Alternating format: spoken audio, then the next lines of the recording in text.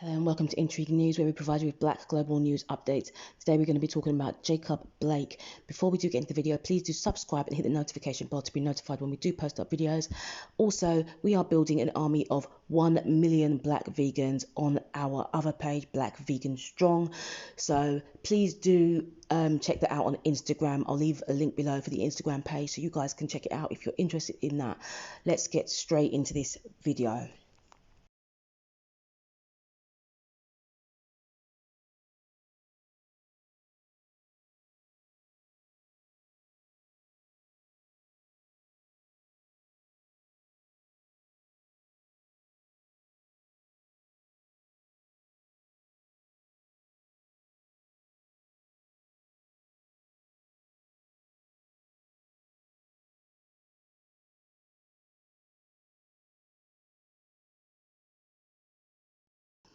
So, Wisconsin reels after police shooting and second night of protests. Jacob Blake, a black resident of Kenosha, was shot in the back, setting off condemnations from Wisconsin's governor and Joe Biden, the Democrats' presidential nominee. People gathered Monday near the scene where Jacob Blake was shot by police officers in Kenosha, Wisconsin. Kenosha, Wisconsin. So when Annie Hurst stepped outside her house on Sunday night, she saw something that made her scream. Across the street, a police officer was aiming his gun at Jacob Blake, her neighbor, as he tried to get into his car with 3 of his children in the back seat. The officer grabbed him by his shirt and fired several times, shooting him in the back. Within hours, graphic video of the shooting was racing across social media, and Kenosha erupted into protests, looting and fires downtown. By late Monday, 125 members of the Wisconsin National Guard had been deployed to Kenosha, and hundreds of demonstrators marched through the streets in a second night of protest in defiance of an 8 p.m. curfew.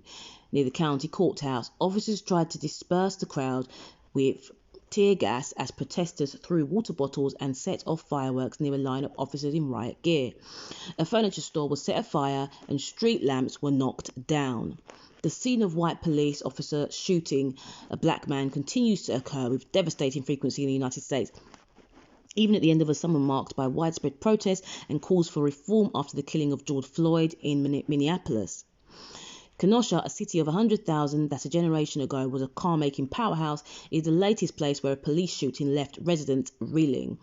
The shooting, which was captured in a brief but searing video by another neighbor, drew immediate condemnation from Governor Tony Evers of Wisconsin, a Democrat, and set off protests throughout Kenosha's small downtown area on the shore of Lake Michigan. The shooting instantly became a rallying cry for demonstrators in cities like Portland, Oregon, Madison, Wisconsin, and Chicago, and a topic in the presidential race, where Wisconsin is a crucial battleground state. On Monday, as Republicans were kicking off their national convention, Joseph R. Biden Jr., the Democratic nominee for president, spoke out against the police officers' actions. The nation wakes up yet again with grief and outrage that yet another black American is a victim of excessive force. Around Kenosha on Monday morning, dump trucks that had been set ablaze outside the county courthouse were still sending an acrid smell through the air. Stunned shop owners swept up glass that had been smashed overnight and boarded up their storefronts with sheets of plywood. The police offered little detail about what had happened in the shooting, saying only that an officer had shot Mr. Blake. While responding to a domestic incident, local and state officials declined on Monday to provide detailed information about the officers who responded. Mr. Blake, 29, is stable, and he's in a stable condition at a nearby hospital on Monday. The investigation was immediately turned over by the Kenosha Police Department to the Wisconsin Department of Justice, and the 3 officers were at the scene were placed on administrative leave. What I saw in the video is disturbing, said Anthony Kennedy, a Kenosha alderman who represents Mr. Blake's district. It is heartbreaking. I don't have an answer for what happened. While body cameras have become standard in many police departments around the country, there have been a matter of debate in Kenosha. Police officers in the city do not wear body cameras now, though the city plans to start using them in 2022. City officials said police cars are generally equipped with dashboard cameras.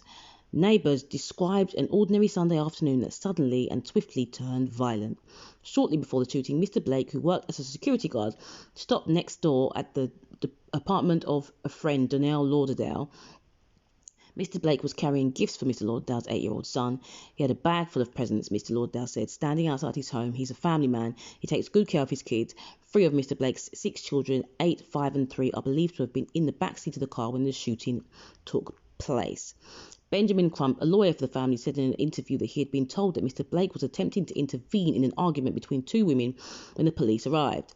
In a video taken from an apartment window across the street, several officers can be seen standing on a sidewalk next to a 4-door SUV. The man, identified as Mr. Blake, wearing a white tank top and black shorts, is seen walking alongside the passenger of the vehicle, away from the officers who are yelling. At least one of them points a gun at him. Mr. Blake walks around the front of the vehicle and opens the driver's side door. Several people can be heard yelling, and one officer is seen grabbing Mr. Blake's shirt. As Mr. Blake opens the vehicle door, at least half a dozen shots are heard, while at least 2 officers can be seen with their guns pointed at him. The video, which is about 20 seconds long, ends shortly after the shooting. The police haven't told us why they did what they did to him, said Mr. Crump, a civil rights lawyer who has also represented the family of George Floyd. Being a black man in America, he was suspicious automatically. In Kenosha, which is about 11% black, 17% Hispanic and 67% white, many residents told of long-standing tensions between black residents and the police. The mayor, the police chief and the district attorney are white. Nick Newman, 36, who is white, spent part of his day picking up trash in Civic Center Park where much of the unrest on Sunday occurred. He said he had a conversation a few days ago with an uncle, a police officer in Kenosha, who said that he has seen more tension than ever between residents and police officers, more anger and animosity on both sides. There's been a growing disconnect here for years, Mr. Newman said. There's always been an underlying distrust for the police. Eric Adams, a neighbour of Mr. Blake's, who is black, said he was newly terrified of the police after seeing what had happened. He had fielded several phone calls on Sunday from friends who were worried that he might have been the one who was shot. I understand why people are angry, he said. Black people want justice. So in this picture, you can see that it has been confirmed that the officer that actually shot Jake Blake was Officer Shesky, who was sworn in as a Kenosha police officer on April 1st, 2013. The shooting quickly set off a partisan showdown in a state where divided government, a Democratic governor and a Republican-held legislature, has led to repeated clashes over policy. Governor Evers announced that he was calling state legislators to a special session next week to consider measures on police accountability and transparency, and the measures were first put forth by Mr. Evers' administration in June after the killings of George Floyd and Breonna Taylor, but were not taken by the legislator.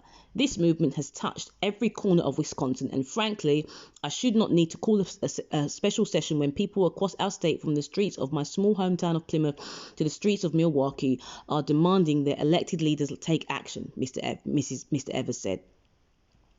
But Republican leaders accused the governor of playing partisan politics by quickly calling for a special session, and the fate of that session seemed uncertain.